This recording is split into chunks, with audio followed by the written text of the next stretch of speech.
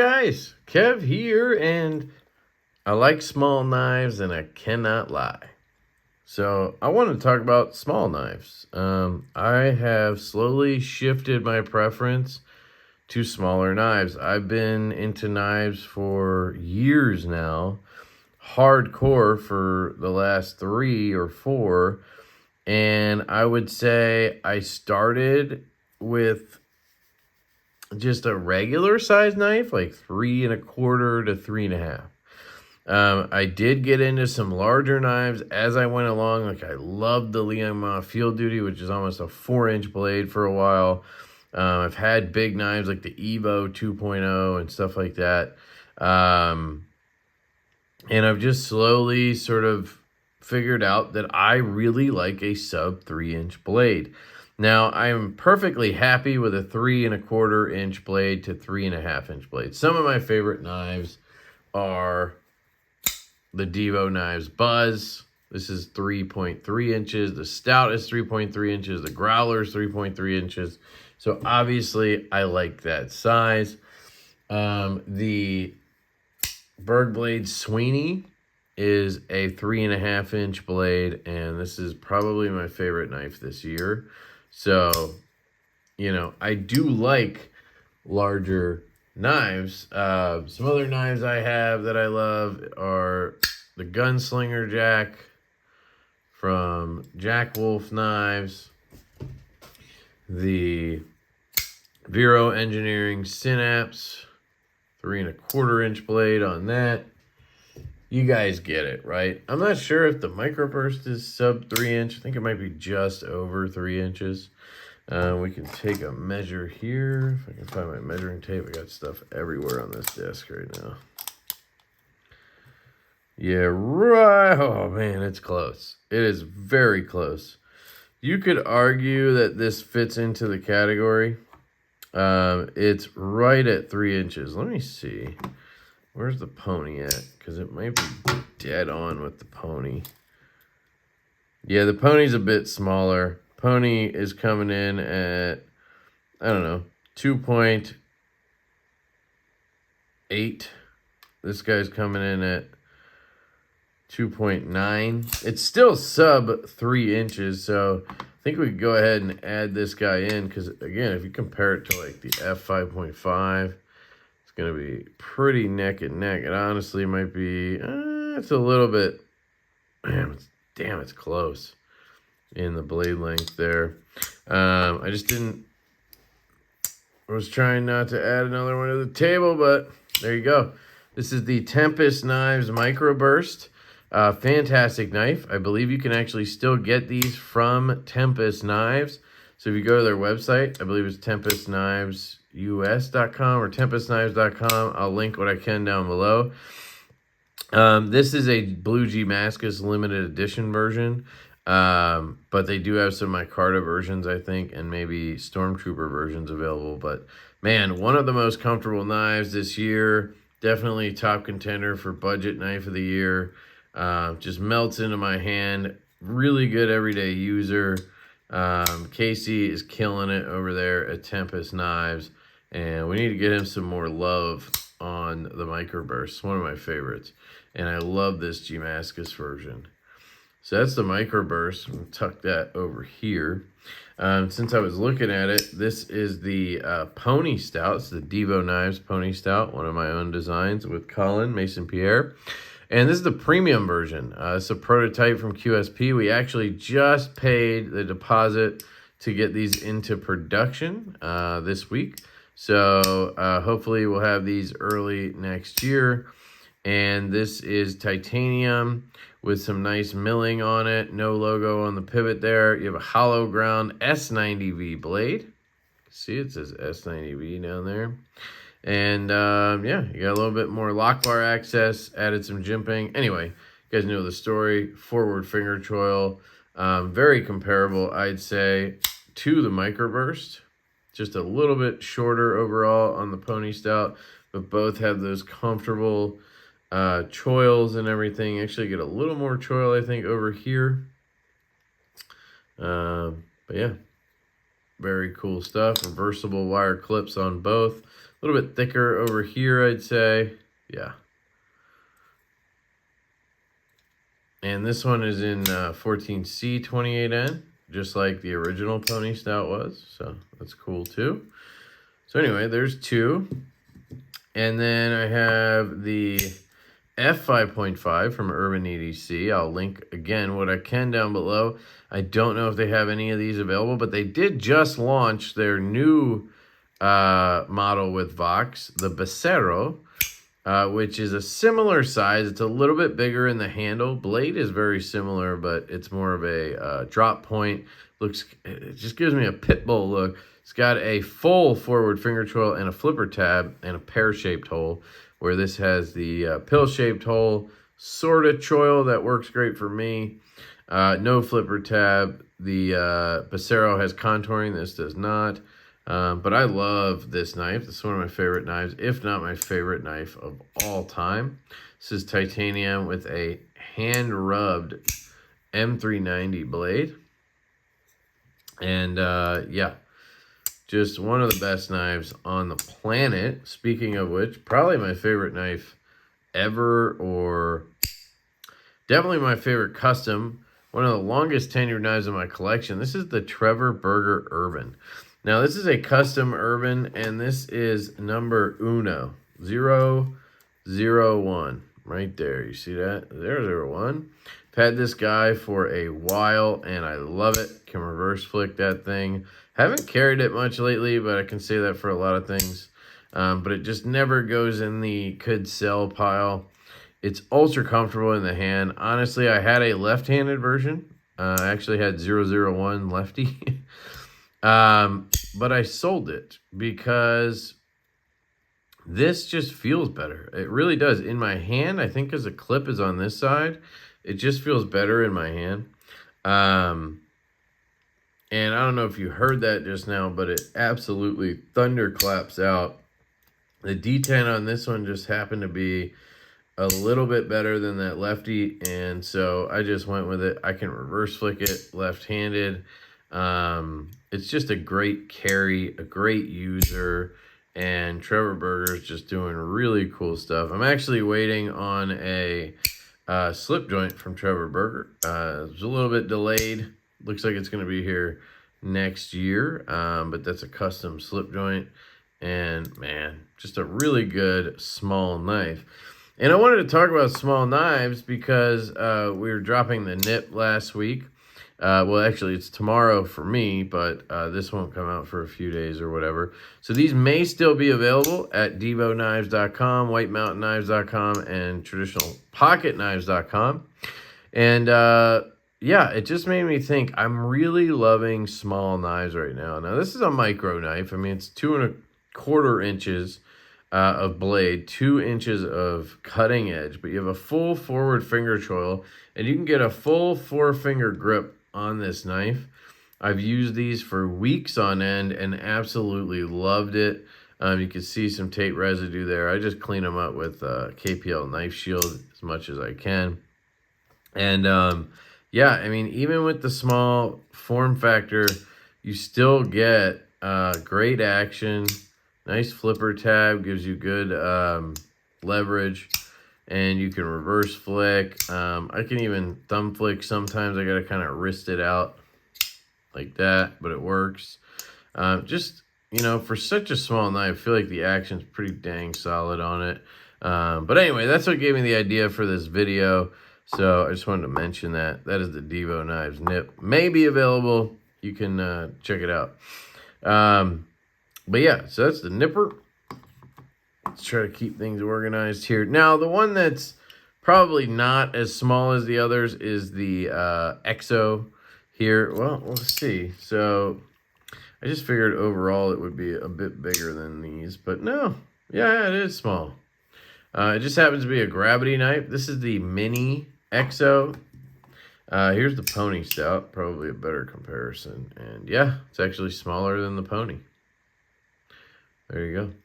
So this is, like I said, a gravity knife. So this has a lock. You disengage the lock and it falls in, and you lock it back up, and now it can't come out. It has a clip. Slides out, locks up. good to go. Super fun. I love to throw it out, drop it out, toss it out. I mean, you can do whatever you want. It's really nice in this small form factor. It has absolutely broken in. I mean, it is buttery smooth on that track.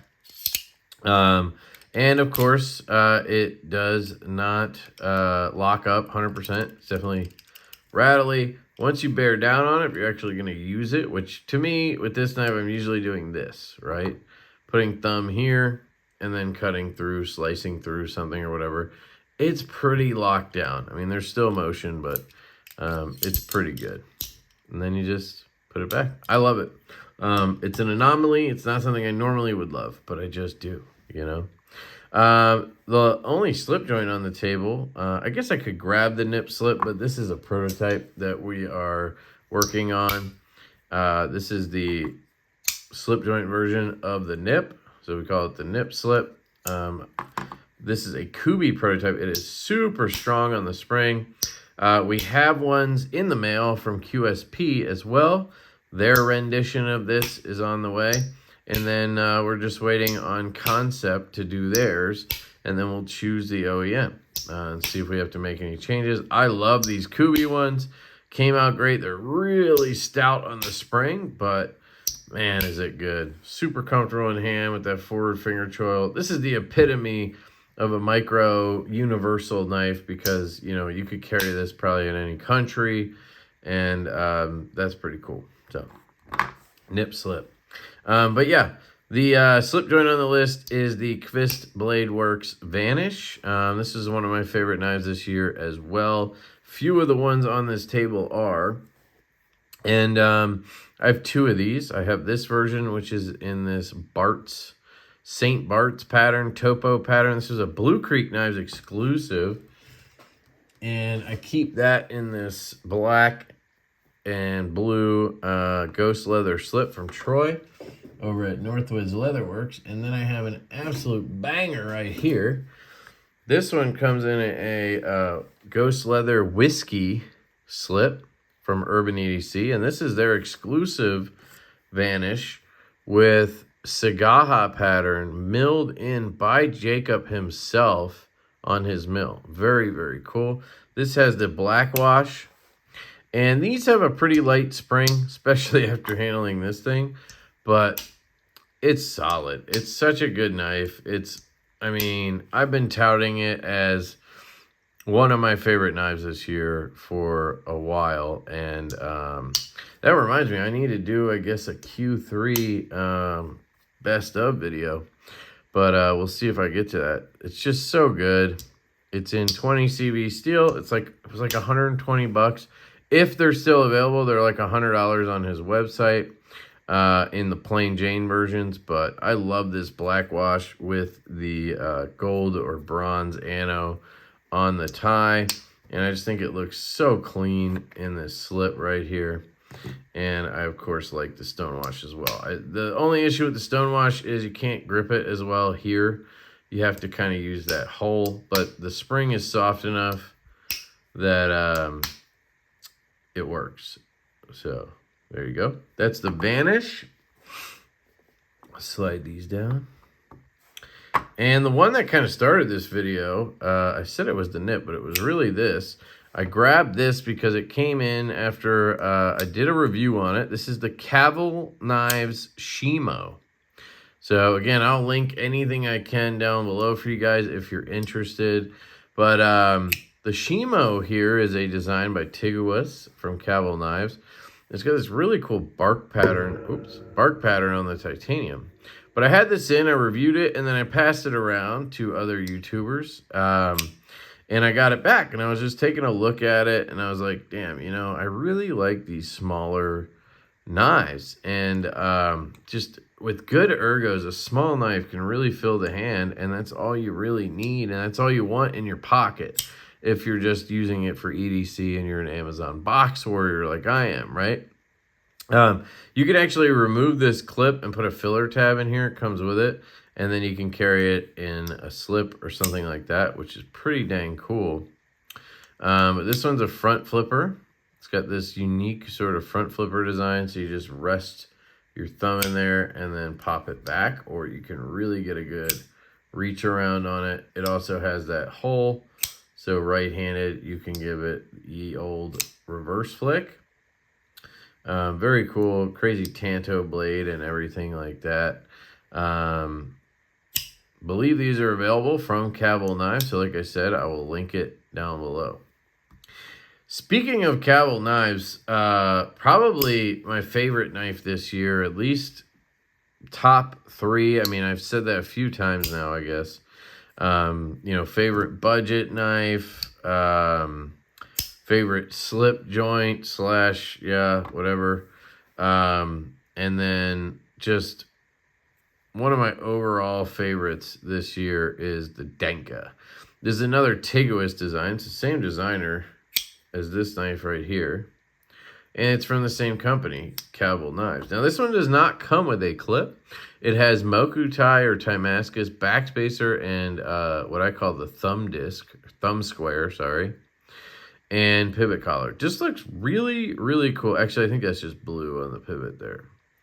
But ultra comfortable in the hand. Like I said, 4 fingers on this little guy. No problem. You do have what feels like a very slight hollow ground M390 blade. Now, it is sharp, but it's a short grind. So it is not the best cutter. That is one detriment to this knife. Still, because of the blade shape, Kiridashi style, it's very good for opening packages and such. So it still ends up being a really good EDC, and it's just so unique. I love that it's an inset liner lock, so you don't have frame lock problems, and you just pop that thumb square so well. I love this knife with a passion, and it's really cool. You can just put it in a slip like this and carry it like a slip joint, but it's a locking knife. It's very cool. So that's the Denka from Camo Knives. Again, I'll link it down below, still available. The next one here is going to be the Berg Blades Mini Barber. Another one of my favorites this year. Just, these came out great from Riot. Hollow ground blade. You have a nice frame lock, dead centered. Beautiful thumb studs. That's probably my favorite thing about the Berg Barber is the introduction of these thumb studs. Just absolute bangers for studs. They work so well. And then you have this top flipper, so you can top flip.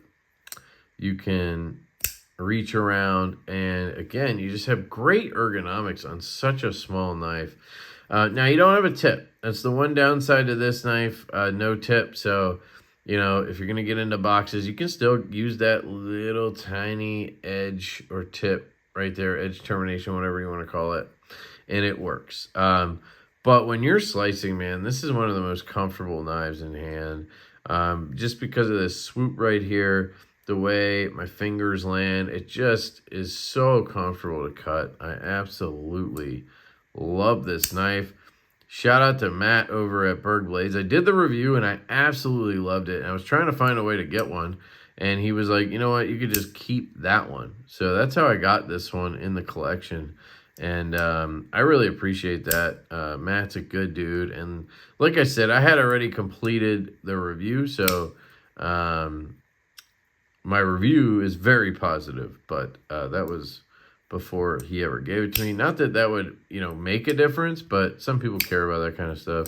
I'm just glad I got one. So shout out to Matt. The next two have sentimental stories behind them. So this one right here is the Blade HQ Vox Dapper. Still probably the best Italian made knife ever. Somebody fight me in the comments or agree with me, but I think is the best Italian made knife ever, the Vox Dapper. Now this one I actually picked up off old man Bob Poncho, that old bastard. And it had a few issues when I got it. Now, he sold it to me for $85, so, you know, not a big deal. But I think there was like a chip in the blade, and the action or something was a little jacked up. I forgot. I took it apart, put skiffs in, got it all tuned up. and sent it out and got a really nice screaming edge on it, which is good because this thing needs a really nice professional edge anyway to be half decent, because it's literally a hatchet.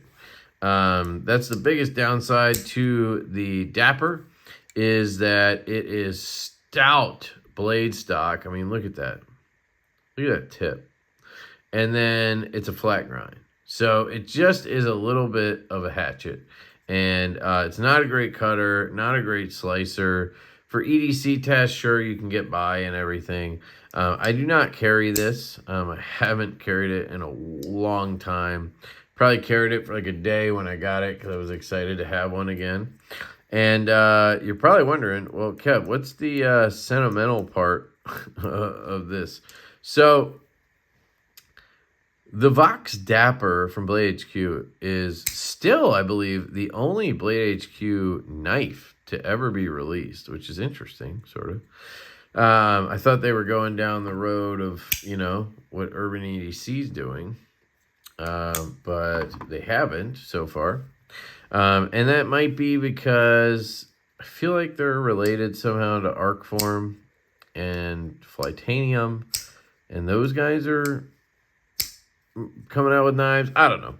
But anyway, this was in my pocket when my daughter was born. So not this exact knife.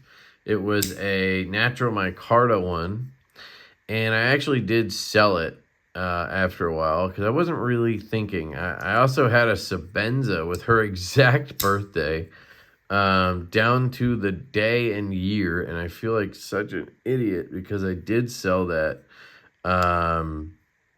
because I'm not a super sentimental person, but I was like, you know, it's $450 or whatever, but I probably should have kept that Sebenza. I just don't really love the Sebenza all that much, but if you have that small Sebenza Lefty with my daughter's birthday, which is July 9th, 2020. If you have that small Lefty Sebenza, please sell that back to me or sell it to me. I think it'd be really cool to have that in the collection. Now that I'm older and my kid is, you know, older, she's 3, and a person and everything, not just like a, you know, newborn, it feels a little more, I don't know, I feel like I shouldn't have sold them. But anyway, so when I had the chance to get a Dapper again, I was like, you know what, I'll do it, and I'll just keep it this time. And that's kind of what happened here. Now, this one has a little bit of detent lash. It's the one problem with this specific knife. It does bug me quite a bit. But, you know, it is what it is. I don't really carry it. The action is amazing on skiffs, I believe. Just, it's one of the best knives, I think, of that time period. Definitely the best Italian-made knife, I think. The only thing close would be another Vox design, the Chillin'. But yeah, so I really like this one in carbon fiber and satin M390 anyway, versus whatever I had, natural micarta and, I don't know, Stonewash or something. So this feels great. I actually had it with no clip on it when I found it today in a case. So, you know, it's kind of just a store away knife for me, but that's fine with me. I think it's cool. And this is definitely my style in terms of the carbon fiber, blue accents and everything. So I'm happy I have this version. One other thing I want to note on this guy is I actually tested this Giant Mouse clip on it. So Giant Mouse is gonna, or is selling these wire clip replacements for people who want a more milled looking clip, and it does fit the Vox Dapper. So if you guys have one, you can actually slap one of those on there. I don't know if anybody cares. I try to find the most minimal wire clip I could to put on it so that it's more comfortable in hand, because the one that comes on it I feel like is not comfortable. But yeah, if you want to see a picture of that clip on this knife, just hit me up and I'll send it to you. I did take a couple. So that's the Dapper. And then this is the Boos Blades Aero Mini Chopped. So this is sentimental because a viewer, a friend, a moderator, a good dude, Josh Worth, my Australian brother, he gave me this. So he actually bought one of these, and I proxy for him pretty regularly. And he bought one of these and he bought it off of Ray, actually, Everyday City Carry. Hope Ray's doing good. Haven't seen him around lately. I got to check it out, and I was like, damn, this is really good. And I was pretty excited about it. So he actually tracked down another one, apparently. Not apparently, that's what he did. He tracked down another one, and then he gave me the one that Ray sold him. So I think he found like a new one, and then he gave me the one that Ray had used or whatever. I can't remember the story exactly, but he gave me one, and I was blown away. And then there's more to the story. Then I actually sent it to my good buddy Brent, Backpack B, and I asked him to put an edge on it. And he was just like, I don't know, he was doing a bunch of shit, and I think he just got a little distracted when he was doing it because he had it forever, and he just kind of rushed it to get it back to me. And when I got it back, the tip was actually like sticking up out of the handle because of the way he sharpened it. And of course, Brent, being a great dude, felt terrible. So he's trying to find me a new blade or a new knife or whatever, right? And in the meantime, I was thinking, hey, maybe Blade Chops could do something with that. That would be pretty cool, right? So I sent it to Blade Chops, and he did like a mini chop. So he barely took anything off the handle, and he just fixed the blade, fixed the tip, and he added this sort of Cibibi Wii clip on here. And now I have a Blade Chops chopped Boost Blades Arrow Mini, thanks to Brent screwing up on the sharpening, and thanks to Josh Worth for giving it to me. It's just got this combination of things that I think are super cool. And I would not change any of those things for the world. So I know I hate bringing it up because I don't want Brent to feel bad, and trust me, he knows what he's doing. It was just an accident. It happens. But the way he reacted to it, it shows you how good of a friend he is. And Josh is a great friend for giving it to me in the first place. And then Blade Chops is just awesome. You could see his sort of melded edges all over. It's dead centered, and the detent on this thing is absolutely money. That's what like drew me into this thing. I don't know if you can tell, but it's got a nice detent to it. It pops, and I can flick it left-handed really nicely. It occasionally will give you a ring, and I never carry it, never use it. I pull it out for videos like this, and then I put it back. I love it. It's sentimental to me. But it's not something I need to have out and carry all the time. I hope that makes sense. And I gotta say, WE Knives crushed this design, or crushed this OEM work from Boost. I'd love to see another run of these or something. I'd probably pick one up just to see the difference. But I had the smoke that Best Tech did, and I did not like that as much. Now, I don't think it was made worse. I think it was just such a crazy, small, thin knife that it just, as a lefty, had no chance of working. But yeah, that's the Arrow Mini. I love that thing. So there you go, guys. That's a bunch of small knives. Like I said, I love small knives, and I cannot lie.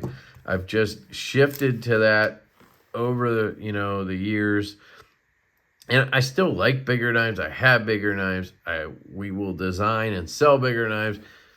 I just wanted to go through a bunch of small knives that I have, basically anything under 3 inches, and talk about it.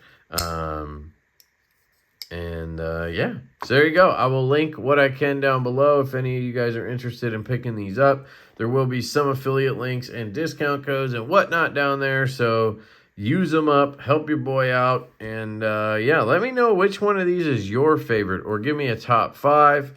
I don't think I could choose. You know, these are definitely some of my favorites this year. I'll put this here too. I'll put the EXO here too. I can't count the nips and the ponies. I just don't do that. It's my own designs. I just don't do that.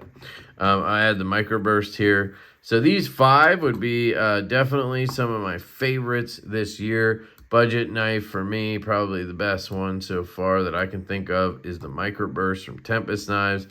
And then these are a little bit more premium. This one, you know, around 100, 130 bucks on the Kvist Vanish slip joint. But yeah, more like 270, 275, 3 something on this one. So there's a good range here.